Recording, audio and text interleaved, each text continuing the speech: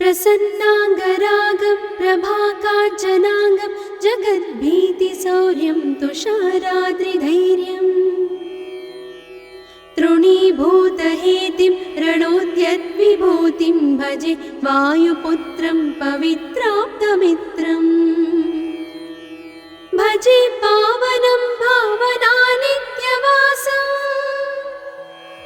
भजे बालभानुं प्रभाचारुभासं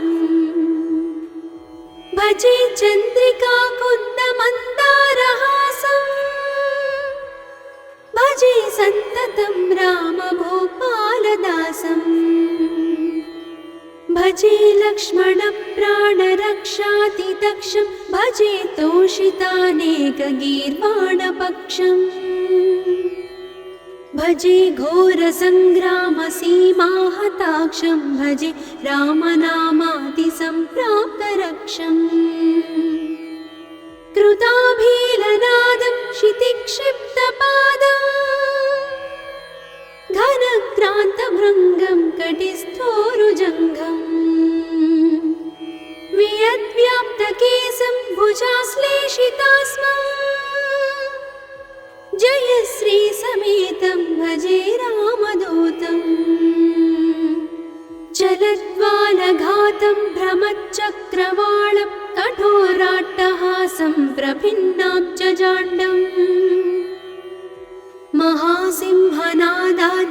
महासिंहनादाद्विशीर्णत्रिलोकं भजे आञ्जनेयं प्रभुं वज्रकायम् रणे भीषणे मेघनादे सनादे सरोषे समारोपिते मित्रमुख्ये खगानां घनानां सुराणां च मार्गे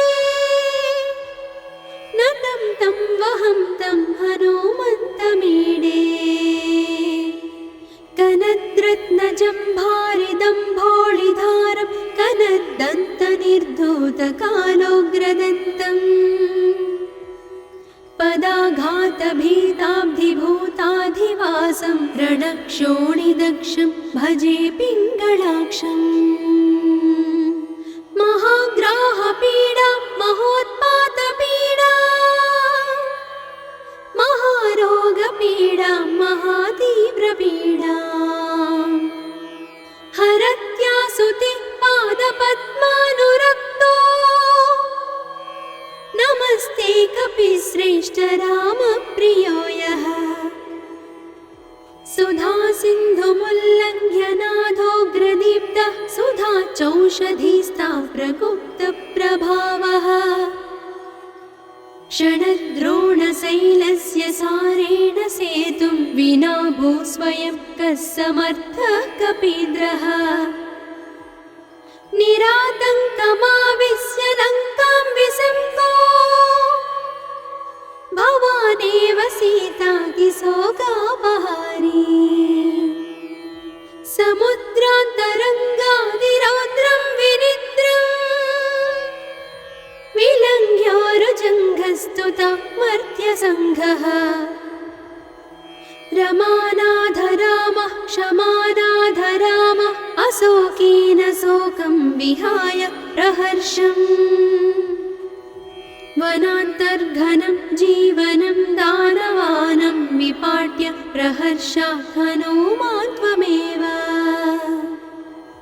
जराभारतो भूरिपीडां शरीरे निराधारणारूढगाढप्रतापे भवत्पादभक्तिं भवद्भक्तिरक्तिं कुरु श्रीहनुमत्प्रभो मे दयाळो महायोगिनो ब्रह्मरुद्रादयो वा न जानन्ति तत्त्वं निजं राघवस्य कथं ज्ञायते मातृसे नित्यमेव प्रसीद प्रभो वानरेन्द्रो नमस्ते नमस्ते महासत्त्ववाहाय तुभ्यं नमस्ते महावज्रदेहाय तुभ्यं नमस्ते परिभूतसूर्याय तुभ्यम्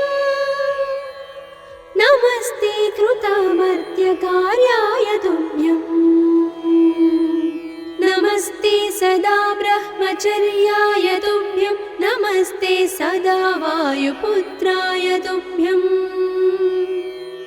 नमस्ते सदा पिङ्गलाक्षाय तुभ्यं नमस्ते सदा रामभक्ताय तुभ्यं हनुमद्भुजङ्गप्रयातं प्रभाते प्रदोषेऽपि वाचार्थरात्रेऽपि मर्त्यः पठन्नस्नतोऽपि प्रमुक्ताघजालः सदा सर्वदा रामभक्तिं प्रयाति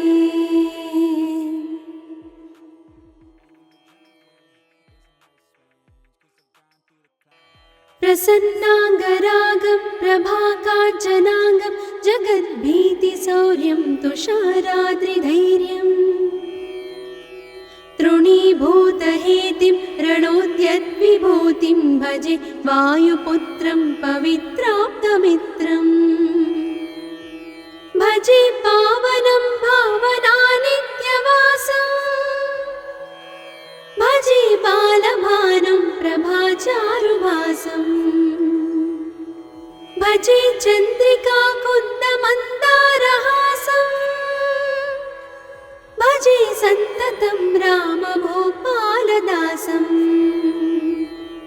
भजे लक्ष्मणप्राणरक्षातिदक्षं भजे तोषितानेकगीर्वाणपक्षम् भजे घोरसङ्ग्रामसीमाहताक्षं भजे रामनामातिसम्प्राप्तरक्षम्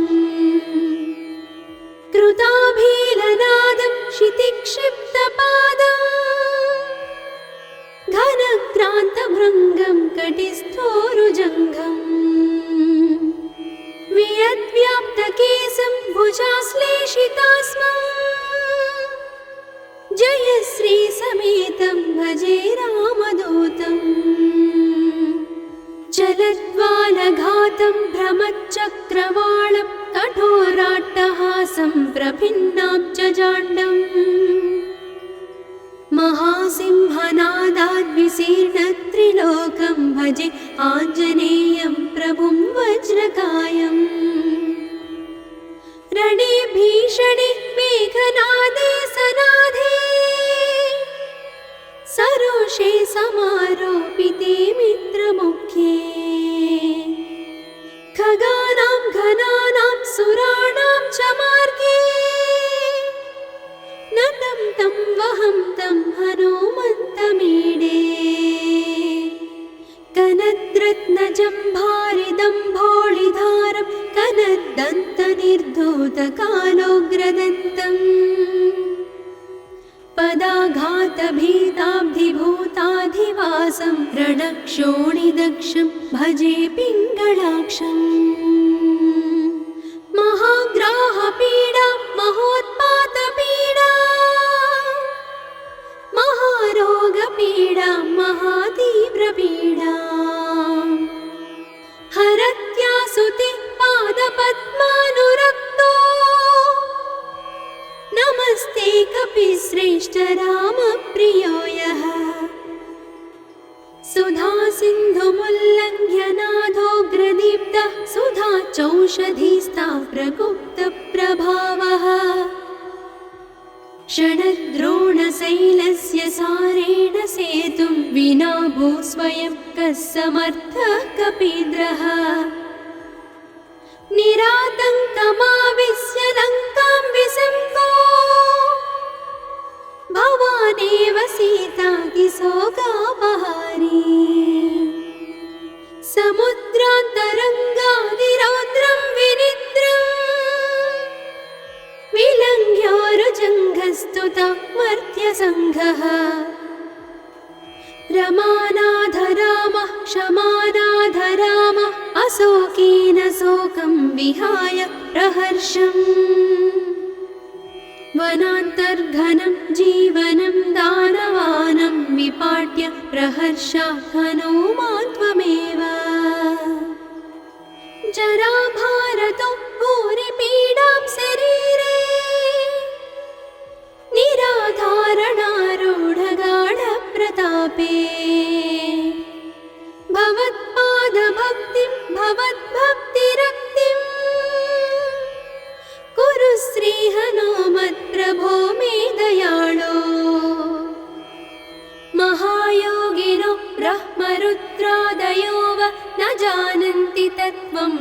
निजं राघवस्य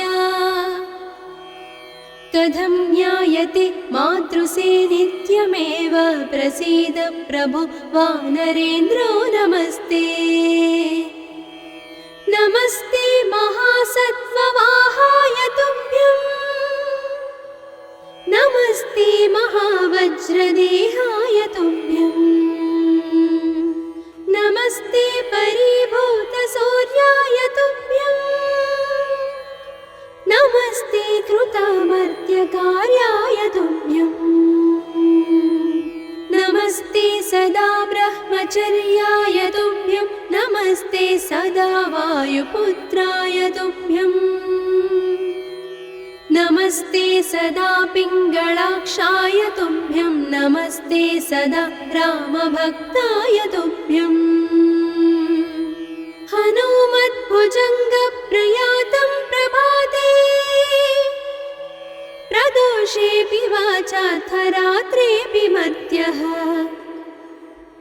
पठन्नस्नतोऽपि प्रमुक्ताघजालः सदा सर्वदा रामभक्तिं प्रयाति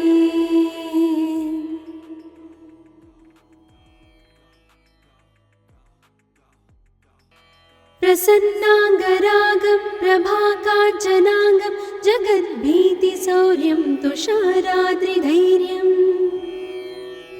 तृणीभूतहेतिं रणोद्यद्विभूतिं भजे वायुपुत्रं पवित्राप्तमित्रम्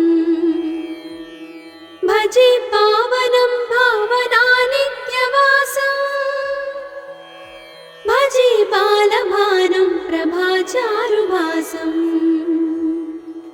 भजे चन्द्रिकाकुन्दमन्दारहासं भजे सन्ततं रामभूपालदासं भजे लक्ष्मणप्राणरक्षातिदक्षं भजे तोषितानेकगीर्वाणपक्षम् भजे घोरसङ्ग्रामसीमाहताक्षं भजे रामनामातिसम्प्राप्तरक्षम् कृताभीलनादं क्षितिक्षिप्तपादं घनक्रान्तभृङ्गं कटिस्थोरुजङ्घम् वियद्व्याप्तकेशं भुजाश्लेषितास्मं जयश्रीसमेतं भजे रामदूतं चलद्वालघातं भ्रमच्चक्रवालं कठोराट्टहासं प्रभिन्नाब्जजाण्डम् महासिंहनादाद्विशीर्णत्रिलोकं भजे आञ्जनेयं प्रभुं वज्रकायम् रणे भीषणे मेघनादे सनादे सरोषे समारोपिते मित्रमुख्ये खगानां घनानां सुराणां च मार्गे नतं तं वहं तं हनुमन्तमीडे कनद्रत्नजम्भारिदम्भोळिधारं कनद्दन्तनिर्धूतकालोग्रदन्तम् पदाघातभीताब्धिभूताधिवासं रणक्षोणिदक्षं भजे पिङ्गळाक्षम् महाग्राहपीडा महोत्पातपीडा महारोगपीडा महातीव्रपीडा हरत्यासुते पादपद्मानुरक्तो नमस्ते कपिश्रेष्ठ रामप्रियो यः सुधा सिन्धुमुल्लङ्घ्य नाथोग्रदीप्तः सुधा चौषधीस्ता प्रगुप्तप्रभावः षडद्रोणशैलस्य सारेण सेतुं विना भूस्वयं कः समर्थः कपीन्द्रः निरातङ्कमाविश्य लङ्कां विसङ्गो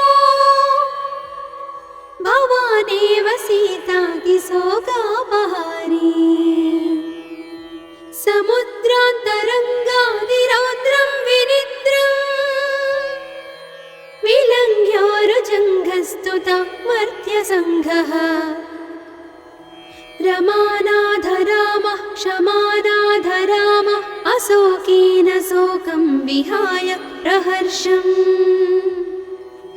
वनान्तर्घनं जीवनं दानवानं विपाट्य प्रहर्षात् हनूमान् त्वमेव जराभारतो भूरिपीडां शरीरे निराधारणारूढगाढप्रतापे भवत्पादभक्तिं भवद्भक्तिरक्तिं कुरु श्रीहनुमत्प्रभो मे दयाळो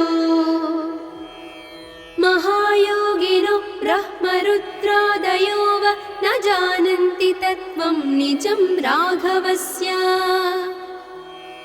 कथं ज्ञायते मातृसे नित्यमेव प्रसीद प्रभो वानरेन्द्रो नमस्ते नमस्ते महासत्त्ववाहाय तुभ्यं नमस्ते महावज्रदेहाय तुभ्यं नमस्ते परिभूतसूर्याय तुभ्यं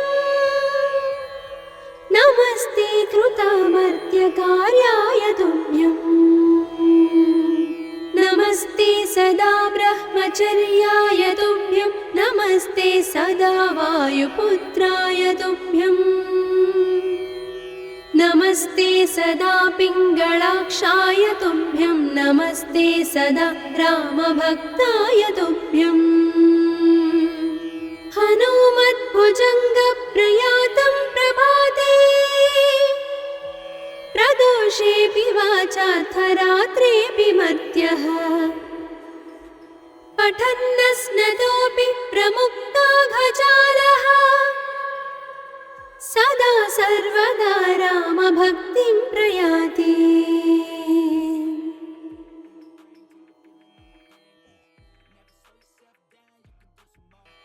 प्रसन्नाङ्गरागं प्रभाकाञ्चनाङ्गं जगद्भीतिशौर्यं तुषाराद्रिधैर्यम् तृणीभूतहेतिं रणोद्यद्विभूतिं भजे वायुपुत्रं पवित्राप्तमित्रम् भजे पावनं भावनानित्यवासं भजे बालभानुं प्रभाचारुभासं भजे चन्द्रिकाकुन्दमन्दारहासं भजे सन्ततं रामभूपालदासं भजे लक्ष्मणप्राणरक्षातिदक्षं भजे तोषितानेकगीर्वाणपक्षम्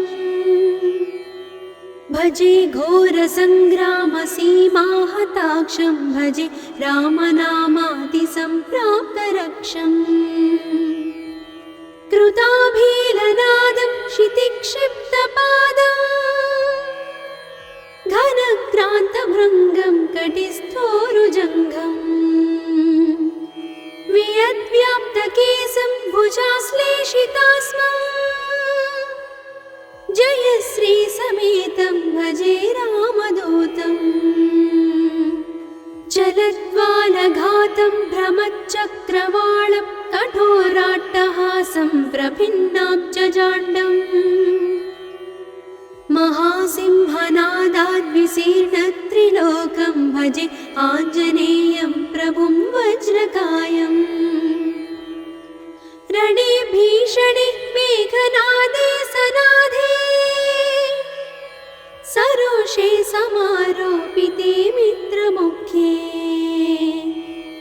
खगानां घनानां सुराणां च मार्गे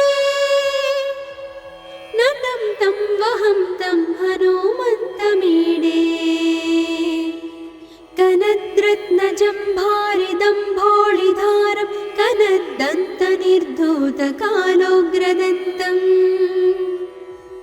पदाघातभीताब्धिभूताधिवासं रणक्षोणिदक्षं भजे पिङ्गळाक्षम् महाग्राहपीडा महोत्पातपीडा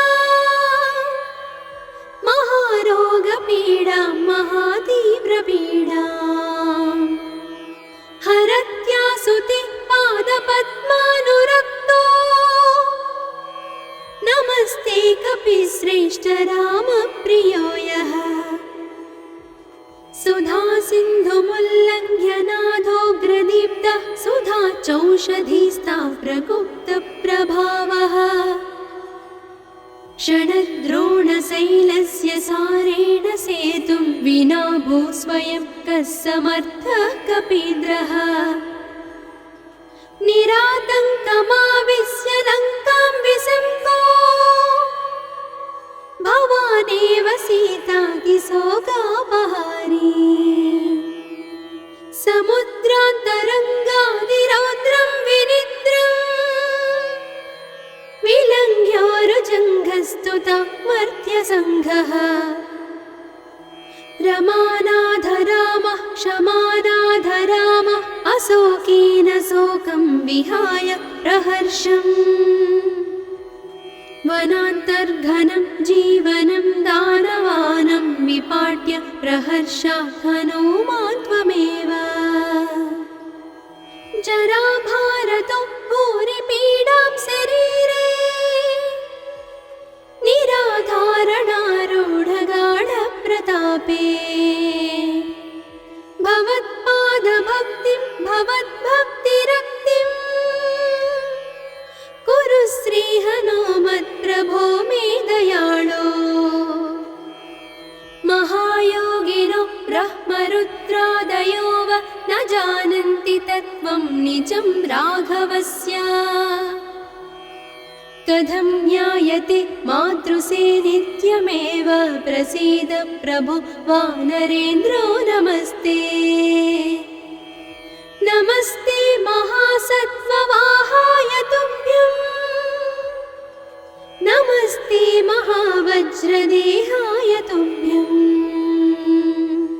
नमस्ते परिभूतसूर्याय तुभ्यं नमस्ते कृतामर्त्यकार्याय तुभ्यं नमस्ते सदा ब्रह्मचर्याय तुभ्यं नमस्ते सदा वायुपुत्राय तुभ्यं नमस्ते सदा पिङ्गळाक्षाय तुभ्यं नमस्ते सदा रामभक्ताय तुभ्यं हनुमद्भुजङ्गप्रयातं प्रभाते प्रदोषेऽपि वाचार्थरात्रेऽपि मर्त्यः पठन्नस्नतोऽपि प्रमुक्ताघजालः सदा सर्वदा रामभक्तिं प्रयाति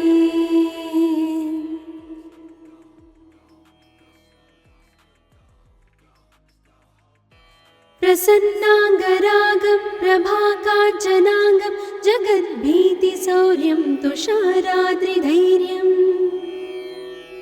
तृणीभूतहेतिं रणोद्यद्विभूतिं भजे वायुपुत्रं पवित्राप्तमित्रम् भजे पावनं भावनानित्यवासम् भजे बालभानुं प्रभाचारुभासम् भजे चन्द्रिकाकुन्दमन्दारहासम् भजे सन्ततं रामभूपालदासम् भजे लक्ष्मणप्राणरक्षातिदक्षं भजे तोषितानेकगीर्वाणपक्षम् भजे घोरसङ्ग्रामसीमाहताक्षं भजे रामनामातिसम्प्राप्तरक्षम् कृताभीलनादं क्षितिक्षिप्तपादम् घनक्रान्तभृङ्गं कटिस्थोरुजङ्घम् वियद्व्याप्तकेशं भुजाश्लेषितास्मम् जयश्रीसमेतं भजे रामदूतम् जलद्वालघातं भ्रमच्चक्रवालं कठोराट्टहासं प्रभिन्नाब्जजाण्डम् महासिंहनादाद्विशीर्णत्रिलोकं भजे आञ्जनेयं प्रभुं वज्रकायम् रणे भीषणे मेघनादे सनादे प्रदोषे समारोपिते मित्रमुख्ये खगानां घनानां सुराणां च मार्गे नतं तं वहं तं हनुमन्तमीडे कनद्रत्नजम्भारिदम्भोळिधारं कनद्दन्तनिर्धूतकालोग्रदन्तम् पदाघातभीताब्धिभूताधिवासं रणक्षोणिदक्षं भजे पिङ्गळाक्षम् महाग्राहपीडा महोत्पातपीडा महारोगपीडा महातीव्रपीडा हरत्यासुते पादपद्मानुरक्तो नमस्ते कपिश्रेष्ठ रामप्रियो यः सुधा सिन्धुमुल्लङ्घ्य नाथोग्रदीप्तः सुधा चौषधीस्ता प्रगुप्तप्रभावः षडद्रोणशैलस्य सारेण सेतुं विना भूस्वयं कः समर्थः कपीन्द्रः निरातङ्कमाविश्य लङ्कां विसङ्को भवानेव सीतातिशोकापहारी समुद्रान्तरङ्गादिरौद्रं विनिद्रम् विलङ्घ्योरुजङ्घस्तुता मर्त्यसङ्घः रमानाथ रामः क्षमानाथ रामः अशोकेन शोकं विहाय प्रहर्षम् वनान्तर्घनं जीवनं दानवानं विपाट्य प्रहर्षात् हनुमान् त्वमेव जराभारतो भूरिपीडां शरीरे निराधारणारूढगाढप्रतापे भवत्पादभक्तिं भवद्भक्तिरक्तिं कुरु श्रीहनुमत्प्रभो मे दयाळो महायोगिनो ब्रह्मरुद्रादयो वा न जानन्ति तत्त्वं निजं राघवस्य कथं ज्ञायते मातृसे नित्यमेव प्रसीद प्रभो वानरेन्द्रो नमस्ते नमस्ते महासत्त्ववाहाय तुभ्यं नमस्ते महावज्रदेहाय तुभ्यं नमस्ते परिभूतसूर्याय तुभ्यं नमस्ते कृतामर्त्यकार्याय तुभ्यं नमस्ते सदा ब्रह्मचर्याय तुभ्यं नमस्ते सदा वायुपुत्राय तुभ्यं नमस्ते सदा पिङ्गळाक्षाय तुभ्यं नमस्ते सदा रामभक्ताय तुभ्यं हनुमद्भुजङ्गप्रयातं प्रभाते प्रदोषेऽपि वाचार्थरात्रेऽपि मर्त्यः पठन्नस्नतोऽपि प्रमुक्ताघजालः सदा सर्वदा रामभक्तिं प्रयाति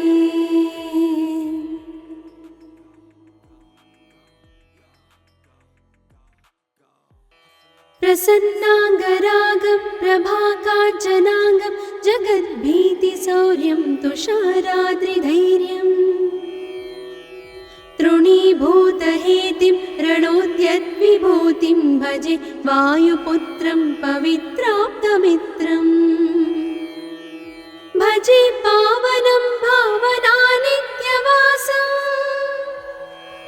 भजे बालभानुं प्रभाचारुभासं भजे चन्द्रिकाकुन्दमन्दारहासं भजे सन्ततं रामभूपालदासं भजे लक्ष्मणप्राणरक्षातिदक्षं भजे तोषितानेकगीर्वाणपक्षम् भजे घोरसङ्ग्रामसीमाहताक्षं भजे रामनामातिसम्प्राप्तरक्षम् कृताभीलनादं क्षितिक्षिप्तपादम् घनक्रान्तभृङ्गं कटिस्थोरुजङ्घम् वियद्व्याप्तकेशं भुजाश्लेषितास्मम् जयश्रीसमेतं भजे रामदूतम् चलद्वालघातं भ्रमच्चक्रवालं कठोराट्टहासं प्रभिन्नाब्जजाण्डम् महासिंहनादाद्विशीर्णत्रिलोकं भजे आञ्जनेयं प्रभुं वज्रकायम् रणे भीषणे मेघनादे सनादे सरोषे समारोपिते मित्रमुख्ये खगानां घनानां सुराणां च मार्गे नतं तं वहं तं हनुमन्तमीडे कनद्रत्नजम्भारिदम्भोळिधारं कनद्दन्तनिर्धूतकालोग्रदन्तम् पदाघातभीताब्धिभूताधिवासं रणक्षोणिदक्षं भजे पिङ्गळाक्षम् महाग्राहपीडा महोत्पातपीडा महारोगपीडा महातीव्रपीडा हरत्यासुते पादपद्मानुरक्तो नमस्ते कपिश्रेष्ठ रामप्रियो यः सुधा सिन्धुमुल्लङ्घ्य नाथोग्रदीप्तः सुधा चौषधीस्ता प्रगुप्तप्रभावः षडद्रोणशैलस्य सारेण सेतुं विना भूस्वयं कः समर्थः कपीन्द्रः निरातङ्कमाविश्य लङ्कां विसङ्गो भवानेव सीतातिशोकापहारी समुद्रान्तरङ्गादिरौद्रं विनिद्रम् विलङ्घ्योरुजङ्घस्तुता मर्त्यसङ्घः रमानाथ रामः क्षमानाथ रामः अशोकेन शोकं विहाय प्रहर्षम् वनान्तर्घनं जीवनं दानवानं विपाट्य प्रहर्षात् हनुमान् त्वमेव जराभारतो भूरिपीडां शरीरे निराधारणारूढगाढप्रतापे भवत्पादभक्तिं भवद्भक्तिरक्तिं कुरु श्रीहनुमत्प्रभो मे दयाळो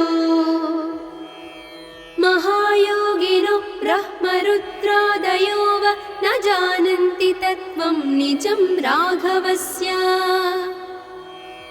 कथं ज्ञायते मातृसे नित्यमेव प्रसीद प्रभो वानरेन्द्रो नमस्ते नमस्ते महासत्त्ववाहाय तुभ्यं नमस्ते महावज्रदेहाय तुभ्यं नमस्ते परिभूतसूर्याय तुभ्यं नमस्ते कृतामर्त्यकार्याय तुभ्यं नमस्ते सदा ब्रह्मचर्याय तुभ्यं नमस्ते सदा वायुपुत्राय तुभ्यं नमस्ते सदा पिङ्गळाक्षाय तुभ्यं नमस्ते सदा रामभक्ताय तुभ्यं हनुमद्भुजङ्गप्रयातं प्रभाते प्रदोषेऽपि वाचार्थरात्रेऽपि मर्त्यः पठन्नस्नतोऽपि प्रमुक्ताघजालः सदा सर्वदा रामभक्तिं प्रयाति।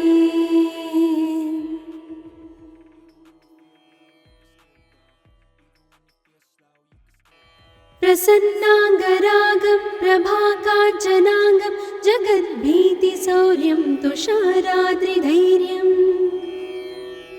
तृणीभूतहेतिं रणोद्यद्विभूतिं भजे वायुपुत्रं पवित्राप्तमित्रम् भजे पावनं भावनानित्यवासम् भजे बालभानुं प्रभाचारुभासम् भजे चन्द्रिकाकुन्दमन्दारहासम् भजे सन्ततं रामभूपालदासम् भजे लक्ष्मणप्राणरक्षातिदक्षं भजे तोषितानेकगीर्वाणपक्षम् भजे घोरसङ्ग्रामसीमाहताक्षं भजे रामनामातिसम्प्राप्तरक्षम् कृताभीलनादं क्षितिक्षिप्तपादम् घनक्रान्तभृङ्गं कटिस्थोरुजङ्घम्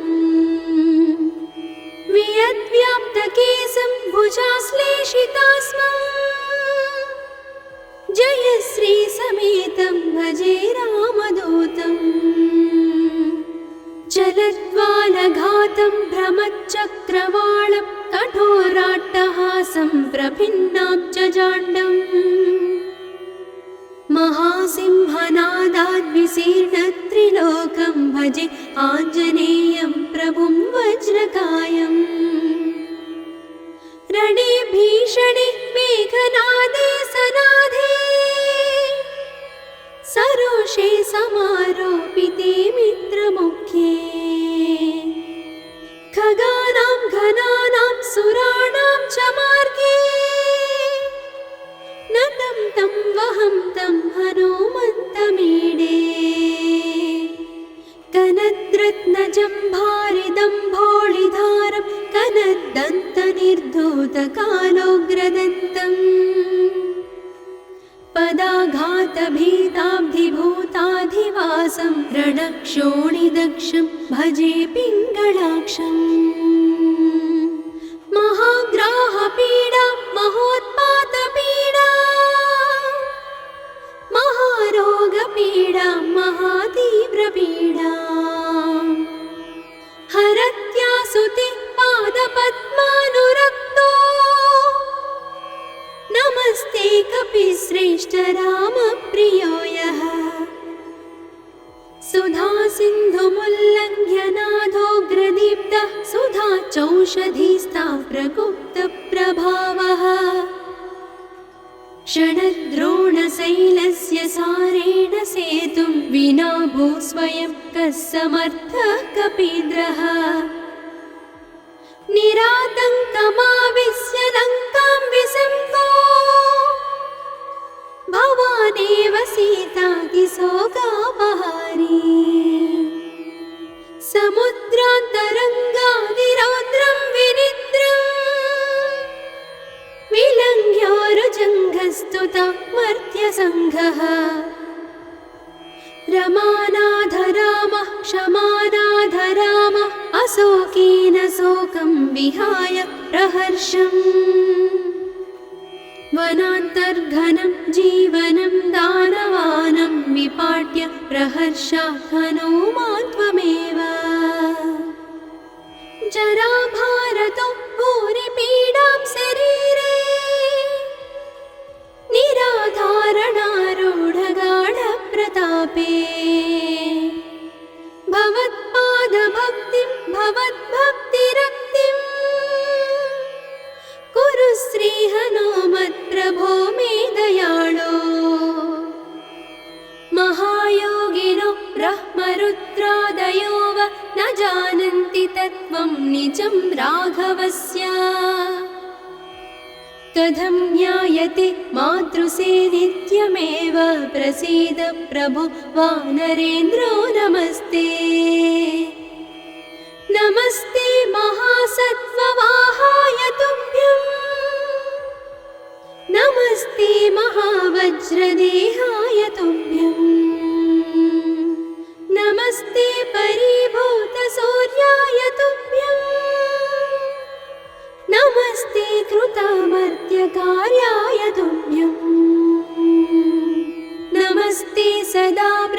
परिचर्याय तुभ्यं नमस्ते सदा वायुपुत्राय तुभ्यम् नमस्ते सदा पिङ्गलाक्षाय तुभ्यं नमस्ते सदा रामभक्ताय तुभ्यम् हनुमद्भुजङ्गप्रयातं प्रभाते प्रदोषेऽपि वाचार्थरात्रेऽपि मर्त्यः पठन्नस्नतोऽपि प्रमुक्ताघजालः सदा सर्वदा रामभक्तिं प्रयाति।